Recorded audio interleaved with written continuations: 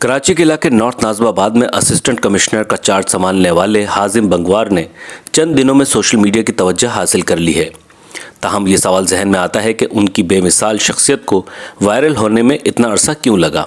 सिर्फ ट्विटर पर नज़र दौड़ाई जाए तो कोई उन्हें स्टाइलिश कह रहा है तो कोई फैशनेबल। बाज़ सार्फिन ने यह भी कहा है कि ऐसी शख्सियत को सरकारी ओहदे में देखकर खुशी हुई है। वो कराची के ज़िले इंतज़ामिया का हिस्सा होते हुए सफाई सुथराई, तजावीज़ात के खात्मे और प्राइस कंट्रोल वगैरह के लिए दौरे करते हैं और साथ ही अपने शौक़ के लिए मौसीकी और फलाही कामों को भी वक्त देते हैं। मगर कुछ लोग ऐसे भी हैं जो उनकी कारकर्दगी और काबिलियत के बजाय सोशल मीडिया पर उनकी तस्वीर पर सवाल उठा रहे हैं और बज़ाहिर उनके कपड़ों ने उन्हें कल्चरल शौक दिया है।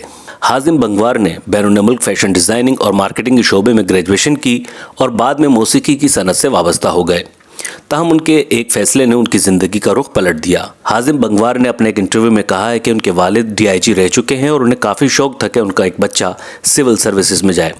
उनके वालिद अली अकबर बंगवार पुलिस के साबिक DIG रह चुके हैं, जबकि उनकी वालदा फ़िरोज़ अकबर का ताल्लुक इराक से है और वो एक आर्किटेक्ट हैं। हाजिम बंगवार का कहना है कि तालीम हासिल करने के बाद जब वो पाकिस्तान आए तो लोग कहते थे तुम यहाँ नहीं रह सकोगे, तुम यहाँ टिक नहीं सकते, मगर मुझ में अब ये ज़िद आ गई थी तो मैंने सिंध में मुकाबले के इम्तहानात दिए और पहली ही बार में पास हो गया। मौसीकी में अपने कैरियर के हवाले से उन्होंने कहा कि लंदन में यूनिवर्सिटी के दौरान स्टूडियो जाता था, वहाँ एक प्रोड्यूसर को मेरा गाना पसंद आया। न्यूयॉर्क में एक रिकॉर्ड लेबल से कॉल आई कि आ जाओ।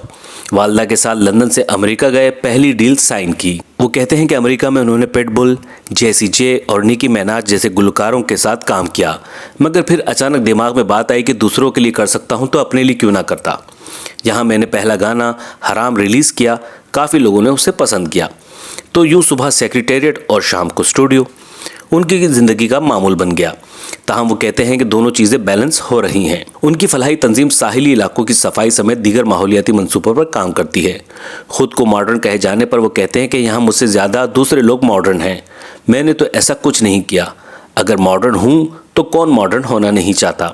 हम दिन रात काम करते हैं और आवाम को सहूलत देने की कोशिश करते हैं। हम तजावीज़ात हटाने, अशिया की कीमतें कंट्रोल करने की कोशिश करते हैं और अस्पतालों के दौरे करते हैं, किसी को नाजायज़ तंग नहीं करते।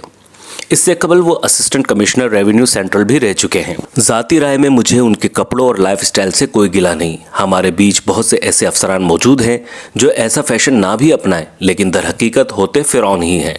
हाजिम बंगवार की नर्म मिजाजी सलाहियत और काबिलियत पर कई अब्दुल्लाएँ और जुलेखाएँ सोशल मीडिया पर ज़मीन और आसमान के कलाबे मिलाने में मसरूफ़ हैं।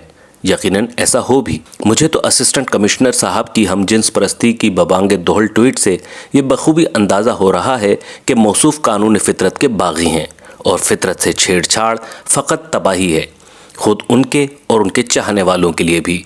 बदफेली मौलवी करे या सियासतदान किसी जिनसी स्कैंडल में मुलविस पाया जाए, जब वो नाकाबिले बर्दाश्त है तो आईने पाकिस्तान पर हल्फ लेने वाले का ये नज़रिया क्या आईने पाकिस्तान से मुतसादिम नहीं? इस्लामी मंजन का हवाला इसलिए नहीं दे रहा कि इस्लामी अहकामात पर आप माइंड सेट का चूरन बेचेंगे। लिहाजा जो शख्स आला तालीम व बला की काबिलियत के बावजूद फितरत का बागी हो, उसकी तमाम खूबियों पर खामी गालिब रहती है।